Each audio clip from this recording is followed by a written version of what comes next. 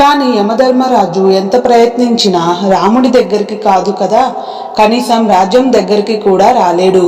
ఎందుకంటే సాక్షాత్తు ఆ మహాదేవుడి రూపమైన హనుమంతుడు ఎల్లప్పుడూ రాముడి పక్కనే రక్షణగా ఎవరిని దగ్గరికి రానివ్వకుండా కాపలా కాస్తున్నాడు. ఒకరోజు రాముడికి శివుడు కలలో వచ్చి, నీ అవతారం చాలించే సమయం వచ్చింది రామా, యముడు నీ రాజ్యం బయట ఎదురు చూస్తున్నాడు, కానీ నీ ప్రాణానికి హనుమాన్ అడ్డుగా ఉన్నాడు అని అంటాడు.